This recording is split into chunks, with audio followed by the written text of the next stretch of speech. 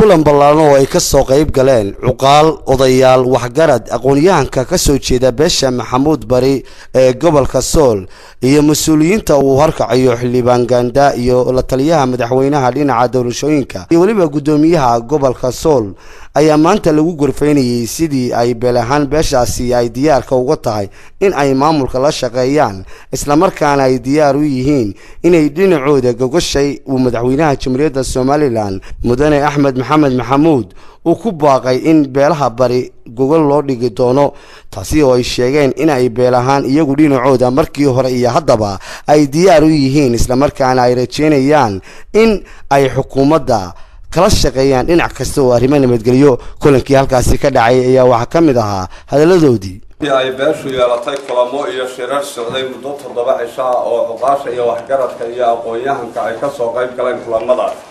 waxay beeshu soo saartay qodobadan number 1 beeshu waxay ku midowday aragtida siyaasadeed ee Soomaaliland iyadoo go'aansatay in beeshu isbarbar taagto xukuumadda Soomaaliland ee uu hogaaminayo madaxweyne Axmed Maxamed Maxamuud Silaanyo number 2 waxay beeshu soo dhaweynaysaa diyaarna u tahay gogoshii nabadeed ee uu ku baaqay madaxweynaha Soomaaliland number 3 waxay beeshu ugu baaqaysaa dhammaan beelaha Soomaaliland adkaynta nabadgelyada daris wanaaga iyo gacansiinta maamulka ee arrimaha nabadgelyada number 4 waxay beeshu ka sugaysaa xukuumadda Soomaaliland xuquuqdeeda siyaasadeed iyadoo dawladda ka eegaysa u eegayso baaxadda dhul ahaan iyo dad ahaan ee beeshu leedahay qodobada beeshu ku eegaysay waa 4 qodob waxaan la filayaa kullayba arrinta ugu muhiimsan ee dadka maanta dhibaysa ama ugu weyn waa nabadgelyo darrada qolada naga horeysay sida ay u soo safariyeen qodobada iyo arrimaha ay halka keeneen baan kula soconaa oo aan ku gargaarsanahay waan inuu gaabnaado waan in la gartaa hadal badan markaa doomaba bixin sababtu waxa weeye xaq qoraalku kaga yaal xaqna iyo waxa odayga caaqilkaaba hadii la kuurayahay faahfaahiyo isna waxyaabo taabtay qoraalka iyo hadalka aanu leenahay oraahadu way iswaafaqsan yihiin sida loo soo qoray baa iminkan aanu dabada iska raacayna oo aan bayaaminayna hadalka inta waxaan la wadaagaa odayaashii hore iyo cuqaashii hore dan hadalka yidhaahdeen la wadaaga waxaanu mucaaradaynaa fogeynaynaa nabadgelyo darrada gobolka dhexdiisa ka dhacda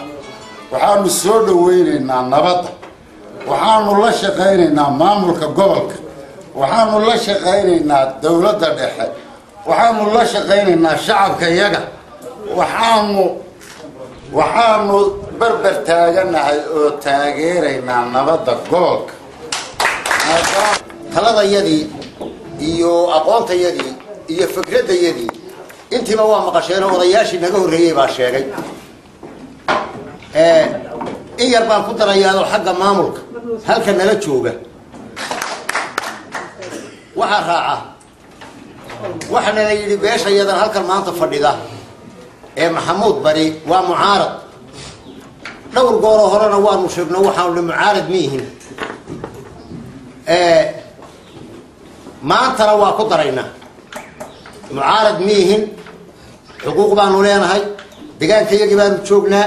wixii aanu xaq u leenahayna waa doonaynaa waxaanu maanta muujinaynaa maanta waxa kuwa maqna waa nugula qabaan kuwa joogan waa nugula qabaan gogashii nabadeed ee madaxweynuhu ku baaqay inaanu helo horta la helo waa qodob ilaahay waxa ka dhabatayna ka saaro horta nabadgelyada waanu ku gooxayna maayirkaanu ku qaadana kabaanu ku qaadana wixii nabadgelyo mas'uuliyiinta iyaguna kulankaasi kala qayb gashay odayaasha ayaa iyaguna kelmad la xiriira soo jeediyay ku soo dhaweynayaa go'aankana qaadateen ee abreerihiisa ka dhiibateen waa ku mahadsantihiin waxa ay leedahayna waajibkeedana uu ka marayno waxaan idinku sheegayaa in aanan anagu rag noqonaya aanan ahayn waa marka ugu horeysa rag kala meel u doonanaya dambana aanan ahayn go'aan wuxuu yahay haduu gogol yahay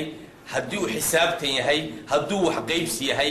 in aanu maanta gacanta ku hayno oo afarteedaa nin ee halkaa maraya ee koorre kow ka yahay uu gacantooda ku jiro in badan baynu shirnay in badan waynu hadalnay maanta madaxweynaha jamhuuriyadda Soomaaliya madaxweyne Axmed Maxamed Silaayo wuxuu inoo soo diray wafdi heer qaran nabadgelyada sida shacabku diyaar ugu yahay haddaad maanta halkan ugu bindhigteen hortooda oo aad hortooda ku caddayseen iyaguna way ogaadeen dowladda ay wakiilka ka yihiin madaxweynahana way gaarsiinayaan waxaa sharaf weyne ah inaan idinkala soo qayb galno aniga iyo la taliyuhu iyo gabarnarka oo gobolka jooga shirka aad iyo aad buu muhiim ugu yahay qaranka Somaliland in shirarkan oo kale dhaco waxaynu ballanteenu sidaad odayaal ahaan iyo annagaba hortayada ka ballanqaadeen waxaanu rabnaa inaad nabadgelyada ka shaqaysaan sidaad u ballanqaadeen inaad ficilkiina ku dartaan